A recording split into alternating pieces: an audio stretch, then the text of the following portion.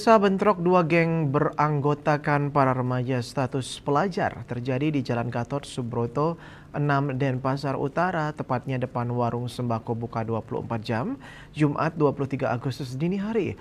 Terkait kejadian ini, tim Opsnal Polsek Denpasar Utara mengamankan 29 remaja dan barang bukti samurai, celurit, potongan pipa, bambu, kayu, dan batang pohon. Kapolsek Denpasar Utara, Ibtu Wayan Juwahyudi menjelaskan, awal kejadian di Jalan Belimbing, Denpasar. Salah satu geng tersebut tidak terima terkait video yang memperlihatkan lambang gengnya diinjak-injak oleh lawannya. Beberapa anggota kedua geng tersebut bertemu di TKP dan terjadi bentrok, tetapi dibubarkan warga. Salah satu anggota kelompok tersebut meninggalkan lokasi. Warga di sana langsung menghubungi Polsek Denpasar Utara. Mendapat informasi itu, personel Polsek Denut langsung ke TKP dan berhasil mengamankan satu anggota geng. Saat diinterogasi, pelaku mengaku terlibat bentrokan tersebut.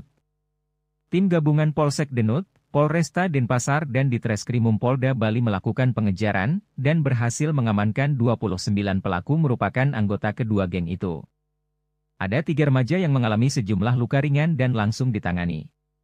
Terkait peristiwa ini, Ibtu Juwahyudi langsung memanggil orang tua para pelaku dan perwakilan sekolah. Pihaknya juga memberikan pembinaan fisik kepada para remaja tersebut, dan selanjutnya mengembalikan ke orang tua masing-masing. Bali Post melaporkan.